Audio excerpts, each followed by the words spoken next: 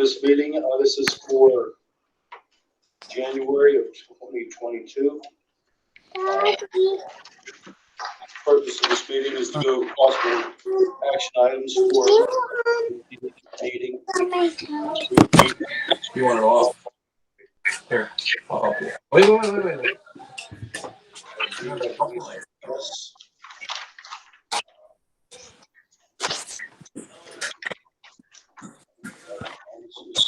And you recorded the attendance, correct? We'll move into administrative reports with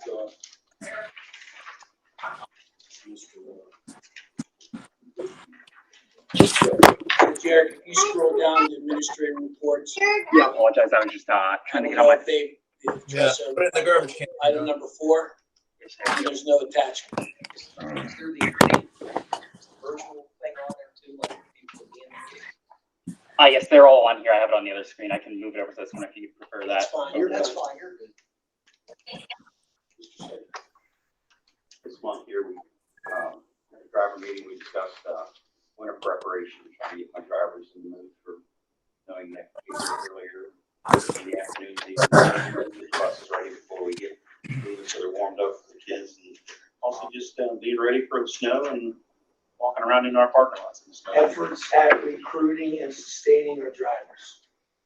That's an ongoing battle, trying to get drivers. I'm still training a couple that are working on their permits, and hopefully we can get them tested and get them licensed. And a big ordeal, everybody knows about that and how hard it is to get a license today to drive a school bus. There's talk in February that they're changing that for a lot of places for people to get licensed. So I don't know what that's going to entail. So let's see what that happens. Talking about having a place where everybody can go to get licensed. It'll be people that work for the state that license these people and train them. So it could be better, but it may cost people. It may cost places to pay for people to have drivers. So Is that just because there's a shortage everywhere? Yeah. Or is it going up? but also these people are going to be trying to explain to these people how to know what they need to do to get a license. Kind of what I'm trying to do, but maybe they got a better way to do it in the way they want, and they'll be the ones testing it also. So that's the talk. That's what will happen. I don't know. Also, we're just doing general maintenance and trying to keep buses running. There's always some issues with certain buses, and trying to stay ahead of all the issues that we have. We have some buses that have exhaust issues, and buses go into limp mode, and have to get that all figured out. And there's more lights on the dash about exhaust than there is the engines anymore. And So is there any trouble getting the chemical that you have to? no, it's starting to go up in price, but there's plenty of that. But it's starting to go up in price. Hey, Joe, are you? That I had issues with exhaust ended up being computers needed updated on the bus. Joe, quick. Are you seeing the emission problems in the propane buses we have? No. Are they've been pretty reliable? Yes, they've been reliable. The problem for them is bolts on exhaust not staying on the engines. Other than that, buses themselves not having any engine lights for exhaust issues.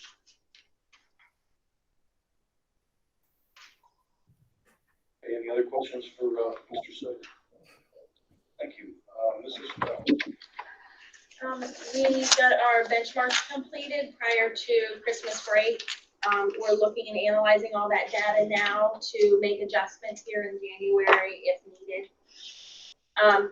All administrators, including special ed department and myself, have been providing teachers feedback on their curriculum writing that they have been working on since the beginning of the school year with Mr. Rich. Special education numbers, Mrs. Nevatesis has been very, very busy doing evaluations. She's gotten 37 done so far before Christmas break. Our numbers are slightly increasing there. We also have been working diligently on trying to meet all the kids' needs social and emotionally.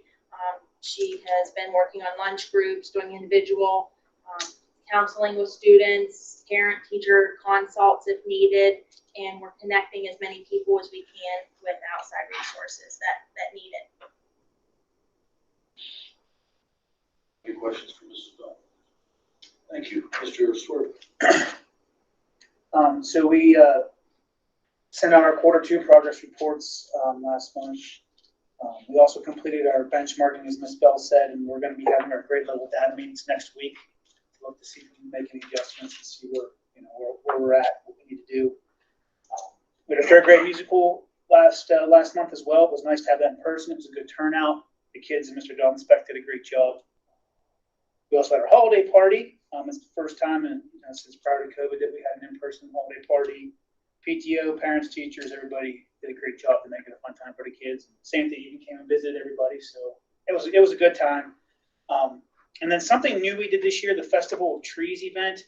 We always did like a holiday deck contest, and it was usually just door decorations. We would collect money or do something, with proceeds, but we had a different idea to do a Festival of Trees. We wanted to try to do it last year, but of course that didn't happen. So we did it this year. So every grade level or department decorated a tree with a theme, and then we partnered with the City Rescue Mission, and kids would bring in items that they needed, perishables, canned food. They told us some specific things that they needed, and that's how they would vote for a tree. See, the best tree. So we collected over 3,250 items. We filled a minivan and the back of a pickup truck. That was just during the school.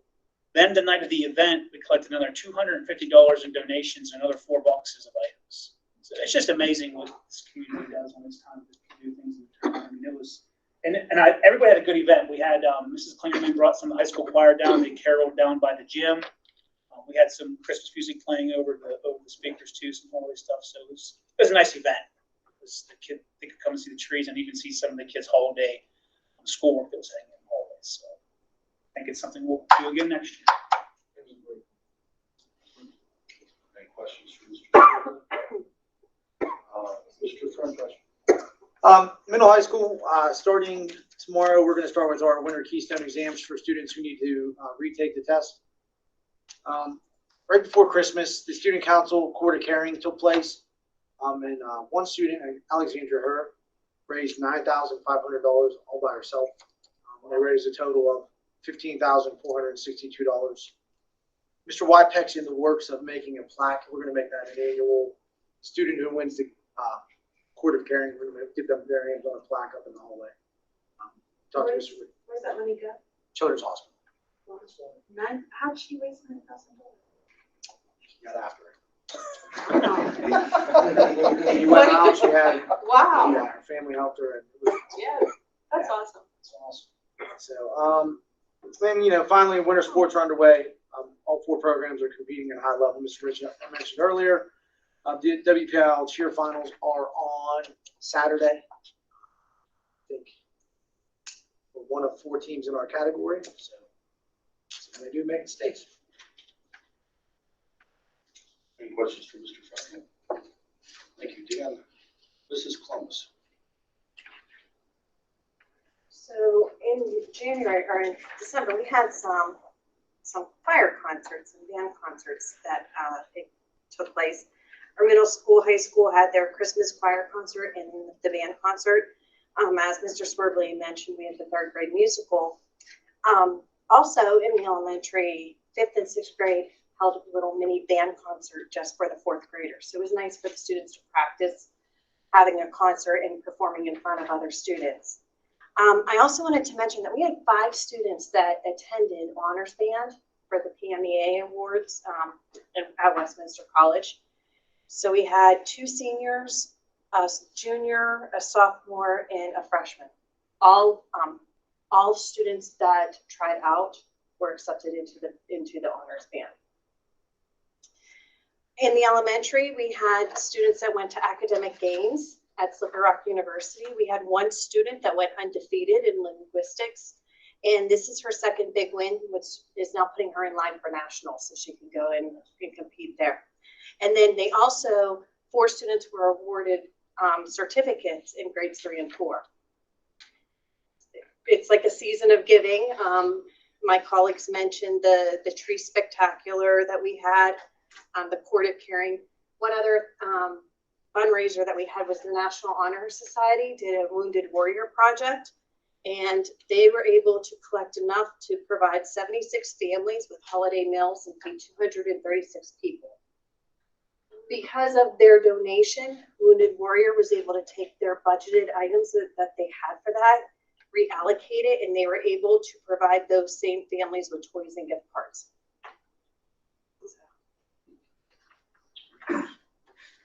Any questions for Mrs. Close? Mrs. Conlon? A couple things this evening. I have, wanted to call your attention on the agenda for voting on 19th is a new agreement for electricity supply. Our current agreement ran out in December, and reached out to our current supplier, which is through, I know what, Eric Ryan. And I also reached out to the Allegheny Intermediate Unit as a consortium, and they were the lowest price. So we'll switch to them for a 2-year period, and then they bid that every 2 years. So we'll be on their schedule then and get for the next bid cycle. Of course, it's just like everything else is going up. We're currently paying a nickel. We're going to be paying 6.76 cents, I think, for a kilowatt hour. So there's that. Also wanted to, we got the final bill for the elementary roof, and it's on the payment schedule for the voting meeting. Ed has been out all week, so I've not been able to confirm that is. What was it? I'm sorry. The final bill was $9,900. That was the last portion of it. Oh, okay. But I just want to talk to him to be sure that everything is done before we approve paying that. But it is on there currently until I've had a chance to talk to him. Extra week will give us a little time to do that. I have a couple quotes from a company that does the valuation for our GASB 75 valuation, which is benefits for retirees and current employees when they do retire. It's a requirement by the state. I'm sure you have no interest in this. Most people don't. However, we pay a company called Milliman. In the past, we've paid them. They were recommended by Rashini. And I had a gentleman approach me for about half of what we're paying Milliman. So I'm going to compare those two quotes and see if we want to switch to the other company. So that will save us a little bit of money there. It's $8,000 versus $4,200 for the two quotes right now. Wanted to bring that to your attention. And in February, I want to put on the agenda, if this is okay with everybody, to put out bus specifications. So we were able to take advantage of that rebate, which was a 12-month period. We won't pay for it until next school year, but we'll have the specs and the award done prior to that, since buses are at least 6 months out anyway. We're supposed to get our new one next month, or this month. I've not heard any updates though, so I need to reach out to them and see where we're at with that. But if that's okay with everybody, I'll put out specs and take bids, and then if we like the price, we'll award them in March, and then we'll at least be able to do that rebate. It's within the 12 months from the first one we got. Separate 3 buses or 2? It was we put in for 3 buses, yes. We don't have to use it all, but we did put in for 3 buses with the rebate program. And then one last thing, I was approached today. I guess I just want to bring this to your attention. We may have to take a slightly different approach with our budgeting for some of the sports is what brought it to my attention. I don't know if it's going to be with everything, but we may need to, I guess, kind of approve a budget for some of the items that are needed sooner than June 1st because of the backlog. And the shipping issues, and they're being told that 6 months is the expected shipping time, or when they'll be available. So I need to get some more information. That was just this afternoon that was brought to my attention. So I just wanted to, some supply chain issues. Thank you. That's what I was looking for. But just so you know, that might be something we have to address. We won't include them again into our budget for next year, but we may have to give the go ahead to do some of that ordering a little bit early. You know, we did that with football uniforms last year. I don't like to do that, but otherwise we're not going to have it by the time season. Context some colleagues. Yeah. I will do that. Jen, Yes. I would make sure that you look at anything that has to do with the global supply chain. 6 months is going to be the new 60-day. Things are moving out actually to 40 and 50 weeks. Wow, okay, thank you.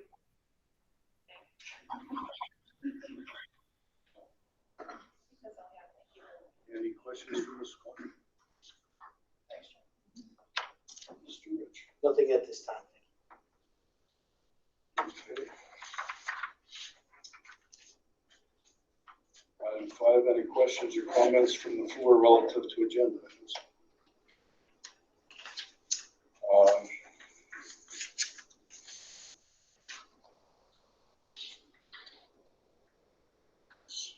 Approved. Do we have to do the approving minutes? No, we'll be approving the minutes, Okay, approval of the treasurer's approval of the report. treasurer's report. Questions from the treasurer's, I mean, out of the treasurer's report, all that will be in next meetings, agenda. Approval of bill listings for the food service fund bill. Item 9, board action items, the travel club advisors. Recommend the superintendent. So, okay, we do have names of Anatora Dorash and Nicole Scott for the travel club advisors. Just an FYI, the 8th grade travel club trip is being moved to Gettysburg instead of Washington DC. Last time we went to Washington DC, it was over $640 per 8th grader. It's getting a little cost prohibitive. It will be on the same day as prom, just like before, but we are going to Gettysburg. It's a little more affordable. They'll be leaving early. They'll be coming back late. Anything, Nicole or Mark, that you care to add on that at this time? You know, we've talked as an administrative team. Again, the travel club has been something that's been around for years and years. It's very important getting our students out to venues that they may not normally go on family vacations and see historical things that are part of our curriculum. Let me ask a question to Jeff and to Tim. 8th grade travel club. Did Mr. Tim start that? Fred Tim? As in before your time? I'm fairly certain. My mom graduated from here in 1970, and she went on an 8th grade travel club trip. So it's been at least the 60s. I think it was Mr. Tim. I think He's the one that started that in Laurel. The adult, right? Yeah. because they used to, this used to be New York City. Yes, my mom was My from mom New York went to New City, York. yeah, your parents would have. So I went to Washington. what I tried to enlighten our admin here is that, you know, we always talk about the Laurel culture, right? That is something that needs to come back as we exit out of COVID. We've lost 2 8th grade classes that have not had that experience. I mean, look, your mom, Yeah, that would have probably been 1965. and think about this, how do you know that? Because that's part of She your, talked about it. exactly. They still talk about it. My Uncle Bill, or Young, he talked about when he went. And it was, Right. I mean, it's. And I remember as the principal's son, I got to go on a couple 8th grade travel club trips, and I remember Mr. Tim. So, Yeah. In Wilmington, 10th grade, you always went to Washington DC overnight, and that, I'm talking, that was in 1970, and it had been going on years. It's the same thing, it's just a different school, a different time. so, Shenango was a 6th grade trip. so I'm glad that we are reviving our 8th grade travel club, and that Mrs. Clemens will be the administrator going with those two. Okay, any questions on the travel club? Musical director, approve Scott Boyer as musical director for the 21-22 school year, a stipend of $1,150 effective immediately. Any questions on that? Obviously, he's taking the place of Mr. Crowe. Item C, leave of absence, personnel issue. Unpaid leave of absence for Mrs. Cody, elementary teacher, from January 21st, 2022 through June 30th, 2022, as per collective bargaining agreement. Any details will be discussed in executive session as that is personnel. Item D, retirement sick days. Approve the deposit of $900, 36 sick days, $25 apiece per collective bargaining agreement for Kay Thomas at retirement, one time. Any questions on item D? Item E, cafeteria server personnel. Employee, approve the employment of Janet Antonio as a server at the high school cafeteria for 20 hours a week at the rate of $11 an hour, effective January 19th, 2022. Any questions on item E?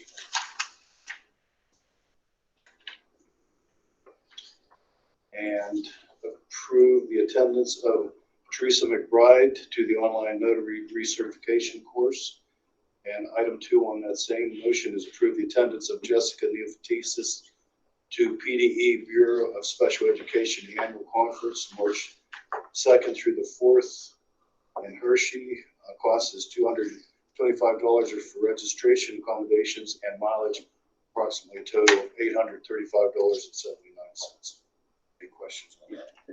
Yeah, you know to me? Oh. Okay. Good. Item G, additions to the volunteer non-structural substitute listing. I believe that is probably on your attachment. Item H is retirement and resignations. Approve and accept the following retirements, resignations. Nathan Dobbensbeck, musical director for the musical, effective December 10th, 2021. Registration of Steve Skirvets, lifetime sports advisor, effective December 1st, 2021. Resignation, Ann Harris, speech teacher, effective March 4th, 2022, and resignation of Kate O'Malley, elementary instructional personal care aide, effective January 6th, 2022.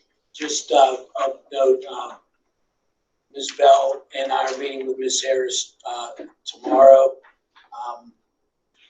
Hopefully she won't be resigning, but again, the details of that are for executive session since that's personnel. But don't be surprised if that's not an action. Any questions on anything on item 9? Len, in regards to Lifetime Sports and the musical, are those positions we'll have to post and fill? So the music director is going to be Scott. So you're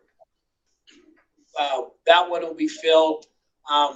Lifetime Sports, we can or we can't. I mean, I've talked to Mr. Frenchel about what exactly does that all entail, and as of right now, or in the past, it's been how many ski trips and a kayak trip or whatever. Four ski trips and a kayak trip. So how many of our kids go on the bus to ski? How many kids follow the bus? More than enough. Right. So, again, that's going to go back to my father, Don Mayana, when they put a tennis court out there, when they used to buy tennis rackets, tennis balls, when they used to buy their own skis and take a rather rural population and expose them to different athletic opportunities. I want to have some discussion about Lifetime Sports. Do we reinvigorate it for the 21st century, or is there another need? So I'm going to say that's a definite maybe, Mr. McGee, Lifetime Sports. Okay.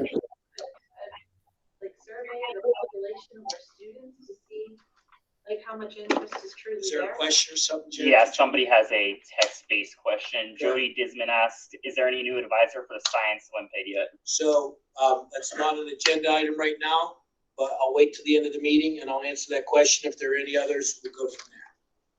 That was it, text. Any other questions on item 9? Item 10 is Walt Disney World cheerleaders. Trip is approved Mr. Diskey, Ms. Hunt, volunteer coaches, chaperones, and cheerleaders to compete in Orlando, Florida, and toward Walt Disney World from February 9th through the 14th. Cost to the district will be $50 per student, as in prior years. Any discussion on the motion? Again, Mrs. Hordisky is preparing a itinerary, roles, expectations, etc. That'll be part of her expected presentation prior to the vote. So the expectation she'll be here to explain all the ins and outs, correct, sir? Prior to your vote. So if you don't have questions now, you have questions in 2 weeks. Well, I'm glad she's going to explain it because we do need to know what's going to happen. Item B, agreements with the Midwestern Intermediate Unit. Recognize the attached agreements with the Midwestern Intermediate Unit for imminent implementation of IDEA for the 2021 the 2021-22 school year. Any questions on B? So what is that? So the federal funds actually, and I'll get Ms. Bell elaborate, but the federal funds actually go to the IU and then are dispersed from the IU. So this is a rubber stamp. Okay. Any questions on item B? I just wanted to add something. Between our next meeting, between now and our next meeting, I can have an update on the IU4 meeting. We'll have it between then and now, so I'll provide like a committee update when I go. Good. Thank you. Thank you. Item C is Nutri-Slice agreement renewal. Is that right? Yeah. Approve the attached agreement with Nutrition Inc. for a Nutri-Slice digital ordering subscription effective February 1st, 2022. Those lines are on there because she's working on pricing for 1 and 2 years. It's a price break. Her current nutrition contract is for 2 more years, so I'm looking at 2 years. What is Nutri-Slice? Is that just a name for you? It's the online menuing system that allows parents to pay online as well as see the menus. Okay. I know what it is. I didn't know. I know it helps our folks as well count the grains and meats and whole. This is Obama regulations. Yeah. We used to have a snack line in school all the time. Item D, field trip for Varsity Owl Club. Approve the field trip for the Highmark Sports Works at the Carnegie Science Center on February 9th, 2022. The Varsity Owl Club, the cost of the district is for transportation. Any questions on item D? Item E is wrestling tournament. Recognize the attendance of varsity wrestling program at Powerade Wrestling Tournament on December 28th to 29th. The cost of the district will be for transportation, accommodations, and meals. Again, Mr. Frangio, if you could explain why it's a recognition and not an approval. So we got invited to the Powerade tournament. We didn't know what our times would be, our weigh-in times and our different wrestling times. So once they finally got, like right before Christmas, they got those times, they would have been there at like 7 o'clock in the morning to weigh in, and they didn't wrestle until the evening, and they would have been back at 7 o'clock in the morning. So with all that different downtime and wait time, it was decided upon to allow them to spend the night. We've done this for Ken and Mac and different tournaments like that. So the board, to refresh your memories, you approved Powerade. What you didn't approve was the overnight. He and I discussed it. We thought it was a good idea for them to stay. And that's why you're recognizing it rather than approving it. And they have a sufficient plan and everything in place that, As always. as everyone else. Okay, perfect. Will there be numbers with us? I will attempt to get those, yes. Okay, just curious. You already beat me. Item F, Allegheny Intermediate Unit Electricity Consortium. I believe Ms. Conrad already addressed that. Item G, fund balance designations.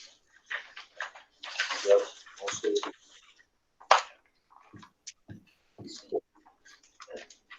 I believe, the past practice, I've been here, is to designate where our fund balance goes. And this is a result of our audit, which will also be presented on the 19th. That's the next motion, to present the audit. How was the audit? Better than expected, better than expected. Looks really good. Any questions? Item H, audit report for the year ending June 30th. And we'll, like she said, Ms. Conrad said, we'll have that presentation and then approve the motion.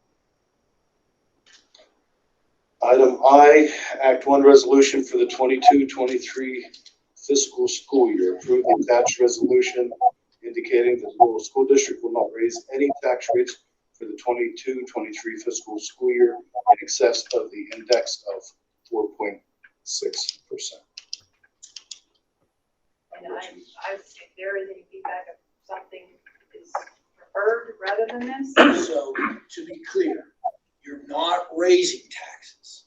This is step one, that if you raise taxes, you will not raise them beyond the index. And we are not going for the exception relative to special education costs. So I want to make it very clear that this is just saying if you raise taxes, you don't raise them beyond the index. You won't raise them above the 4.6%. And this is just part of the Act 1, which has been around for. Yeah, I mean, every year that I've been on here for 10 years, every January we vote on an Act 1 resolution, and it's common practice. That's always. I mean, Yeah. I think it's important for Dave to know that this is not a vote to raise taxes. It's not a vote. What kind of money does that approximately bring in?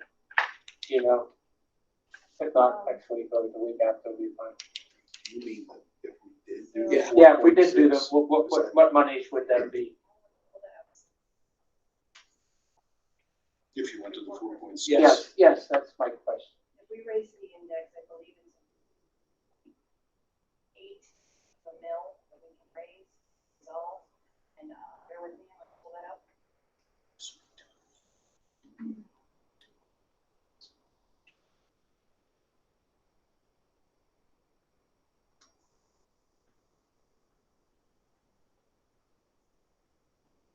Go all the way to the index, which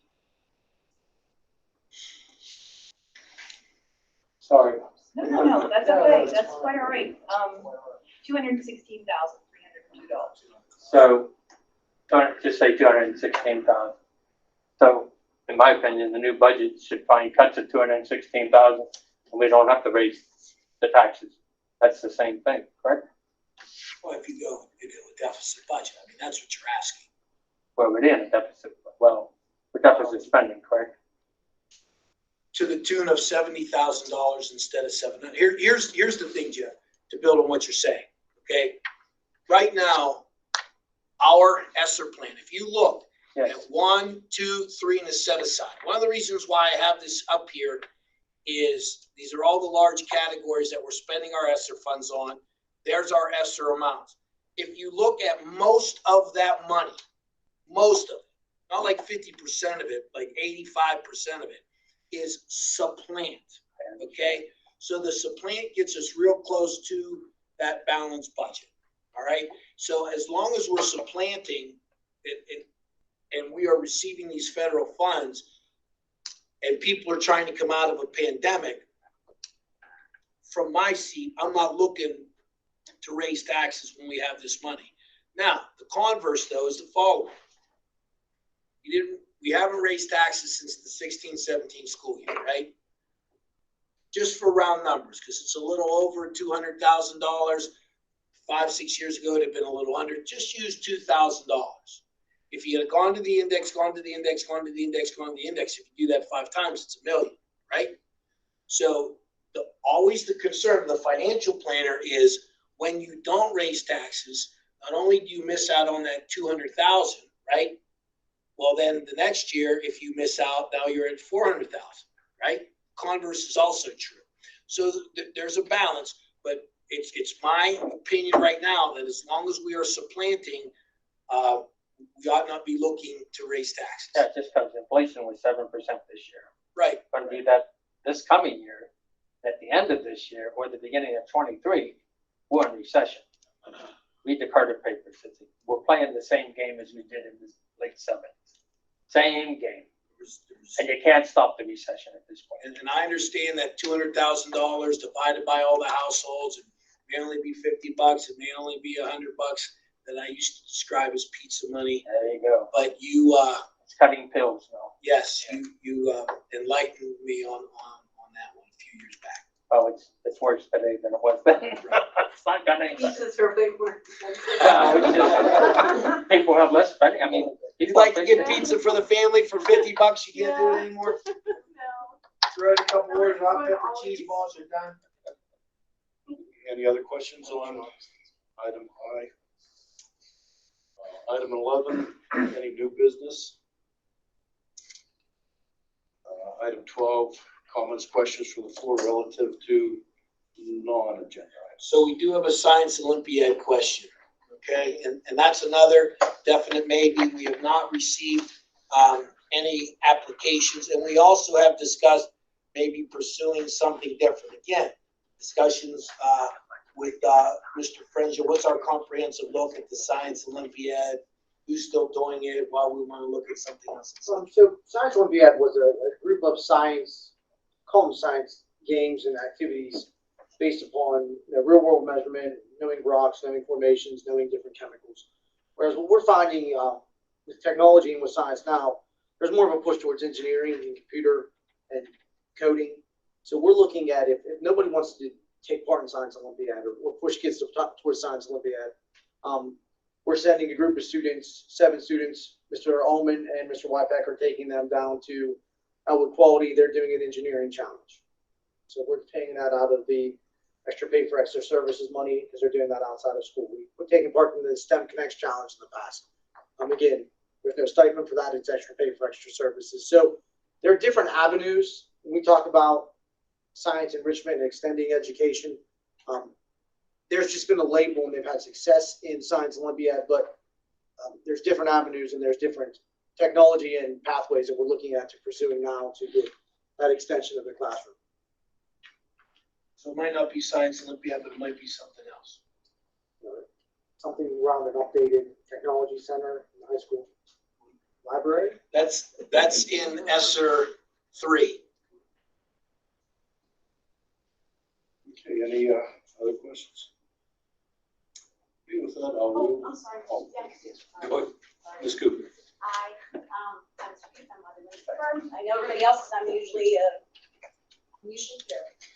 I know with the last school board, a big push was with the new grading system as far as the weighted tests.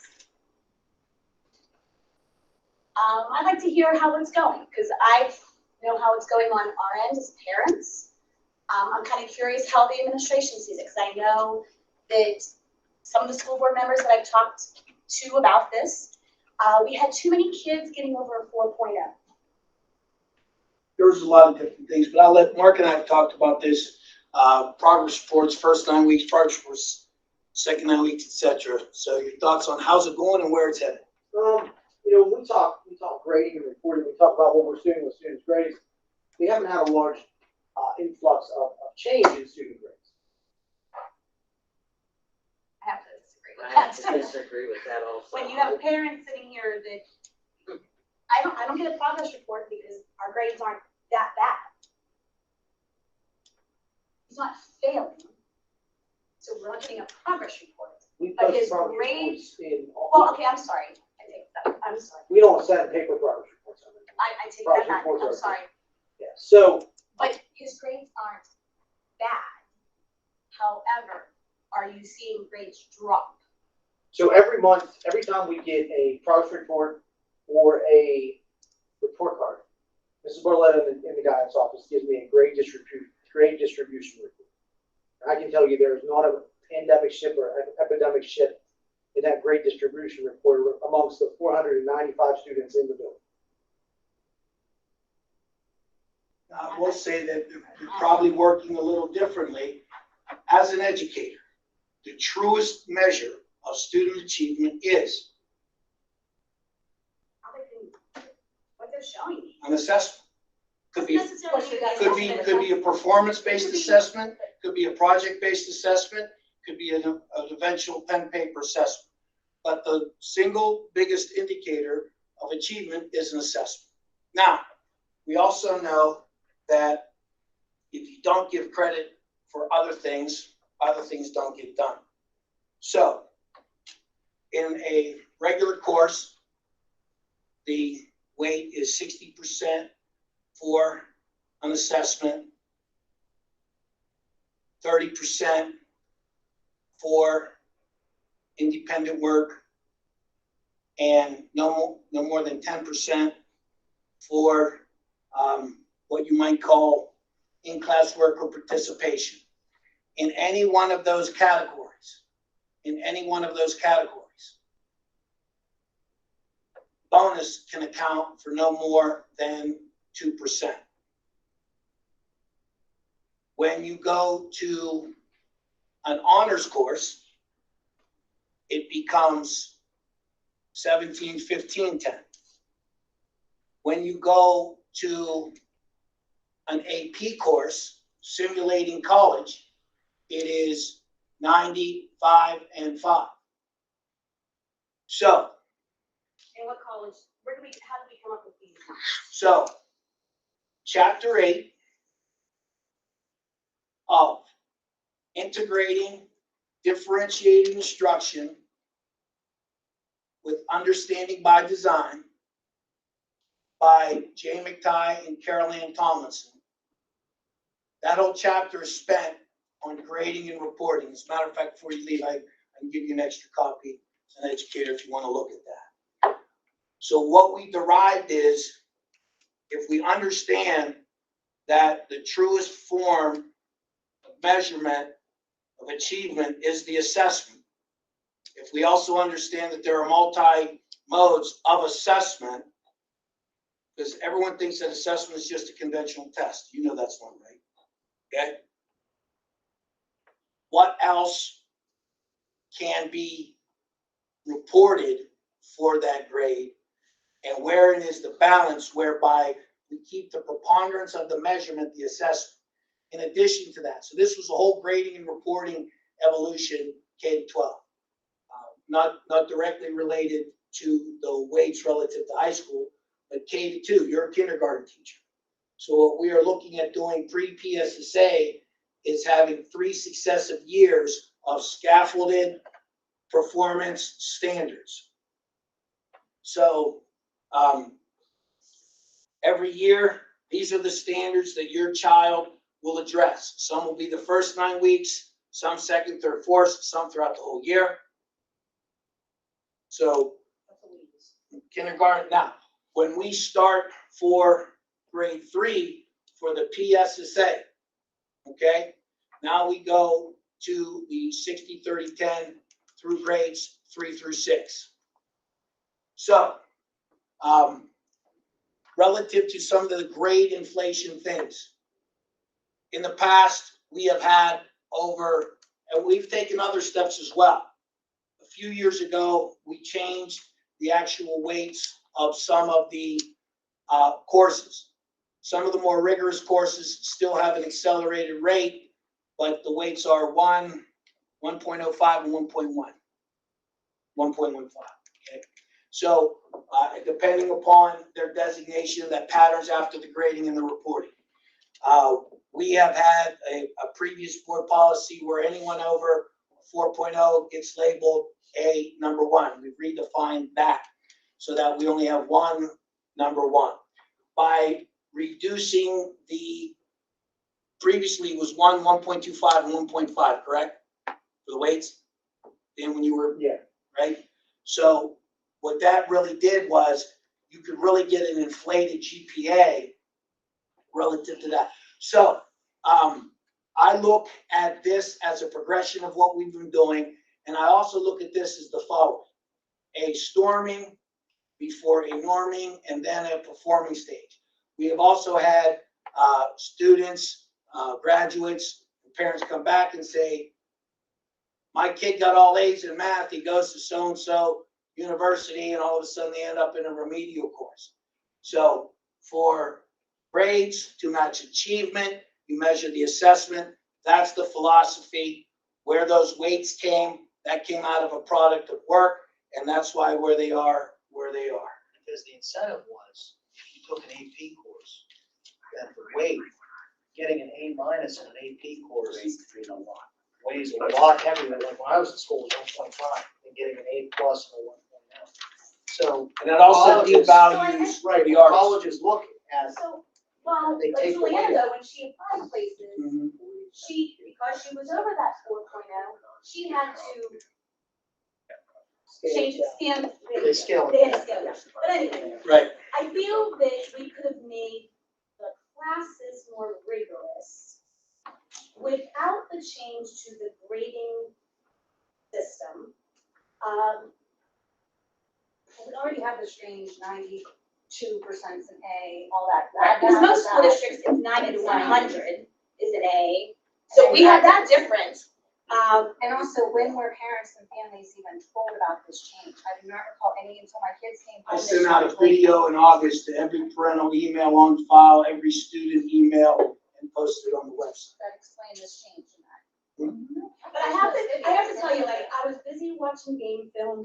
That sorry, when your videos come on, I start to watch it like, okay, and I hit I stop. think it was kind of slid in there, because I feel like we get all calls for if there's no chicken, but we don't get any notice of these different changes. Well, you did get notice.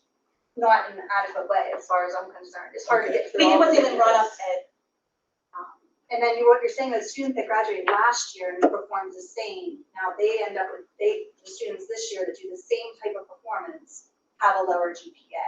They might. After a COVID year, like this was not the year to split this change in. They're already at a deficit. No one's filling in holes. Well, So none of the, I do not feel the high school teachers are filling in the holes that are already from last year. And then you make this big, huge jump where they're already, it's kind of like a catch-22. Sure, and I appreciate your opinion, and I'm sure you're not standing alone, but I do believe in this direction, and I do believe over the course And of when my time. child it will be applies to college, are they to say, well, yeah, I have this grade, my grade point average is a little bit lower than this guy over here, but I went to Laurel. So no, what happens is, because I talked about this, when I worked part-time for a college and we went and brought applicants for admissions, here's what happens, okay? They get rid of all weights. They look at whatever your grading scale is, what's an A, what's a B, what's a C, etc. And they will come up with their own university GPA. Because one of the things as a recruiter I'd run into is they would think, well, they have a 3.5 that they're going to get the $15,000. Well, no, when you take out weights and you take out other non-rigorous courses, you didn't have that 3.5 and you weren't qualified. I mean, Mrs. Jellyman? I just want to say, I get where they're coming from. I also have my own opinion. I actually went back to Slippery Rock to get another degree. I'm working on my education degree. My big thing is the teachers that keep saying, this is how they do it in college. Some of this stuff is not what, I'm currently in college. And you may think Slippery Rock's maybe, who cares, it's Slippery Rock. But some of these teachers haven't been in college in 30 and 40 years. Where they're getting their information, I'm not real sure. Along with what they're talking about, I don't mind the way that you've changed it, but we need more tests. My daughter is not a great test taker. So she has a couple of courses. She may have only had 2 tests. She had 12 projects and labs and all this other stuff, but she only had those 2 tests. And the majority of her grade is based on those 2 tests. So I will ask on that is with the projects and with the labs. Right. So anything that is graded for correctness. Right. Is an assessment. A lab graded for correctness becomes an assessment. Well, that's a different discussion, Bobby Lynn. Anything graded for correctness is an assessment. Okay.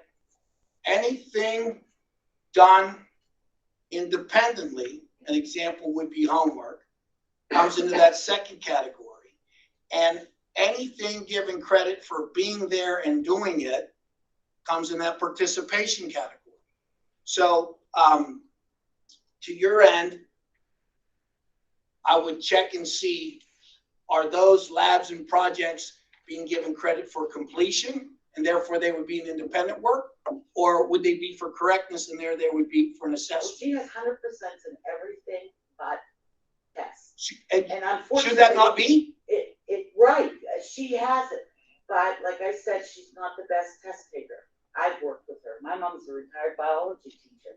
Man, she studies hours with her, and we're working on that. But you get 168% on a test, and the way that this is set up, those other 15 grades don't matter. She's got a 70% in that class, and there's only one other test given in the 9 weeks. She's screwed.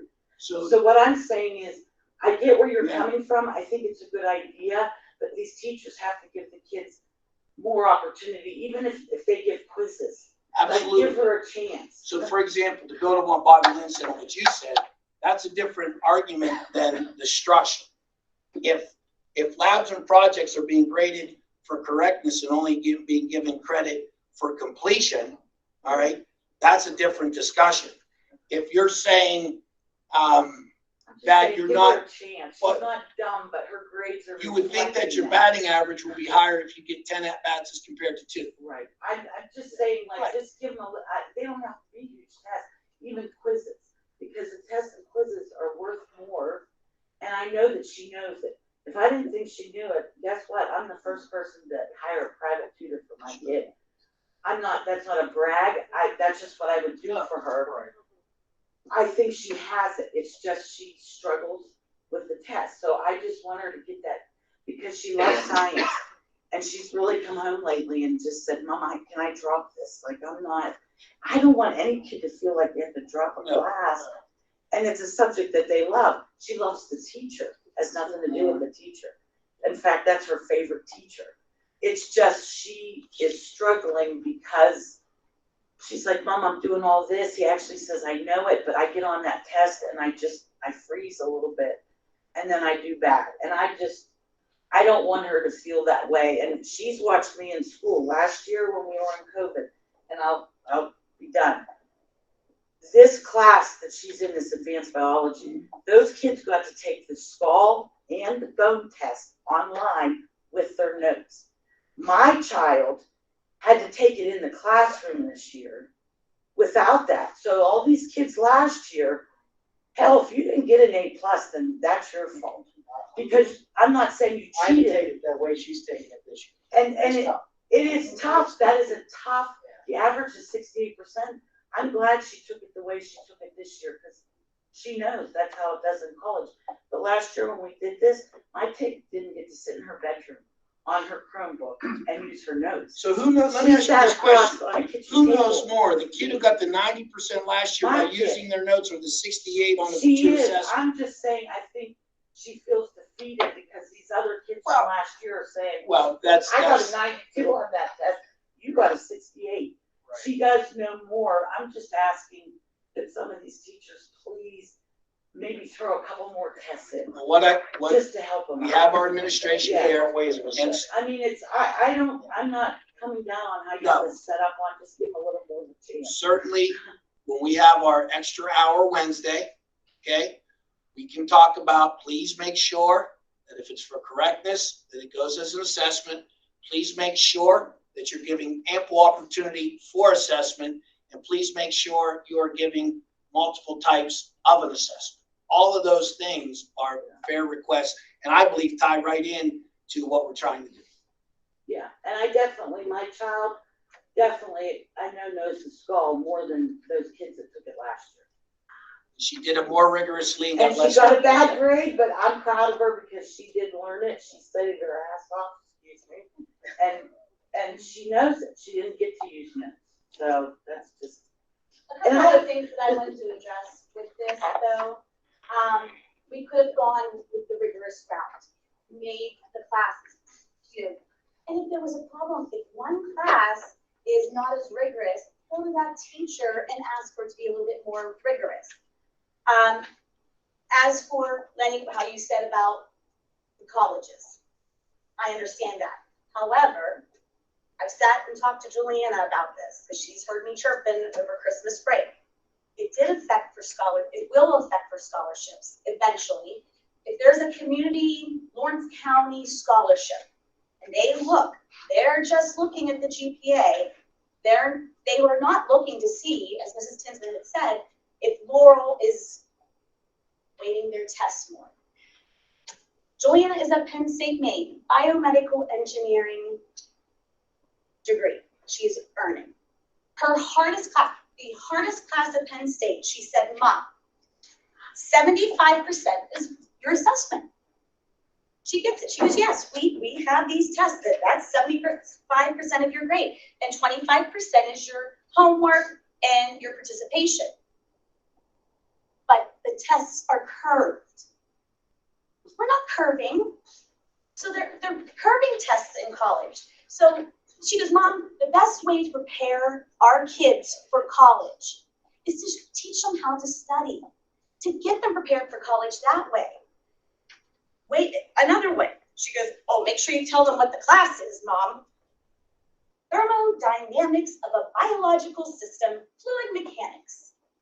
It's a 301 class, 50% tests, 20 homework, 5 for the quizzes for the class, 20% for the lab, 5% for the lab quizzes. So basically it was 60% for quizzes and exams, 40 for assignments and homework. That's Penn State Maine. That's a biomedical engineering class, and that's more than our AP class here at Laurel. Is it fair for every class to have that same standard too? Because Absolutely. I disagree. I feel like it would be with what the teacher, how the teacher teaches. If the teacher is more of a project-based teacher and can get things out of participation and things like that aren't in a pencil test.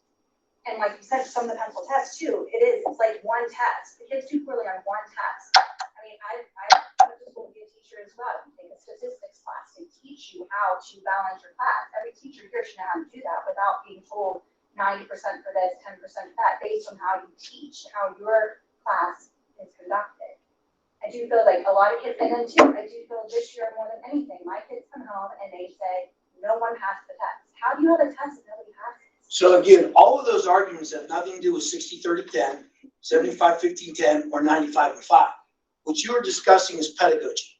So for example, when you talk about Spanish and performance, obviously any type of oral recitation, oral dialogue could be a performance-based assessment. If you as a teacher give a summative assessment and no one passed the assessment, that does not mean then that we should have grade inflation with bonus homework and participation. Amen. Amen. You have a poor summative assessment. Right. You have a poor summative assessment. You don't have a poor system. But no one's looking at these kinds of things. This is looking under the rug here. You have a lot of kids dropping out of AP classes, but this isn't just affecting AP. This is also affecting the regular kids. And right behind you, Lenny, it says mental. Mm-hmm. Some of the kids right now, like Mrs. Jellyman just said, the kids, their self-worth right now, because yeah, am I tough on Brady? Yeah, I am. Like, Brady, come on, do your homework. He does his homework, but it's not worth that much. And I feel bad for the teachers. They say, okay, get out your homework. The kids aren't doing it because why do it? It's only worth, what did you say, 5% for the AP? 5%? Why do it? And the second part So, too, I mean, as educators, we know that it's important to do it so you can help apply towards that test, but they're not doing it. The teachers are getting frustrated. yeah, and I'm not blaming the teachers. This is the climate we're in, and that's why we need to reevaluate and look at this because it is different to assess today than to assess 10 or 15 years ago, 3 years ago. It's different. But basically, too, these kids, they take these tests, and then it's on these classes that build and build and build. They know they did poorly on a test. I got 62. What did you do wrong? Oh, no. That's a pedagogical argument as well. Exactly. If they aren't going over the summative assessment and reinforcing If we're doing learning. all these ABCs, then your 90% would be great. It would work, but no one's You have your administration here. They're having their monthly meeting, next, 2 weeks from now.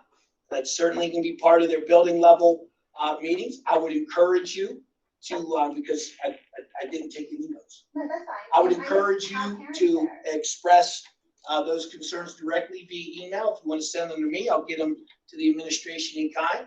But listen, I think what just happened here is a terrific discussion. A lot of what is concerning, if you will, I heard, the start of the argument was the weight of the assessment, but really, we're worried about the weight of the assessment because we're doing a poor job, in some opinions, on the assessment. So if the assessment is unfair, what else would make it more fair? The other stuff. So no, I think this is a healthy discussion. I think this is a robust discussion. I think they all have their ears on and they'll be happy to relay your concerns to our teachers, because the community and this teaching staff have a great relationship. You have a teaching background, studying to be a teacher for 30 years. Close. 28? Listen, if I'm year 30, I think you're year 28. So, and I anyway. want everybody to understand that nothing with the teachers. We have a wonderful teaching staff that go above and beyond. It is not the teachers. It's just making people aware of the problem, because in their realm, it's probably working. I doubt there's too many kids that are kind of complaining to them. My daughter would complain to them, but she comes home and complains to me, I'm trying as hard as I can, but this is where I am here, and that's what I care. And I agree with what you said too. Good for your daughter that she's working harder and she has that knowledge, but it's still a right of fairness. Last year, it wasn't fair. Do you know what I mean? So Well, you hope that see they the kids jump. that got into National Honor Society in our kids' grade this year.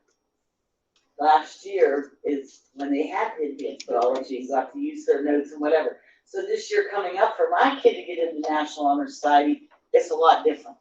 I'm not trying to brag, but ones that are in National Honor Society, half of them got a letter that they're gonna be kicked out. So let's look at that number. Oh, I didn't know that happened, so.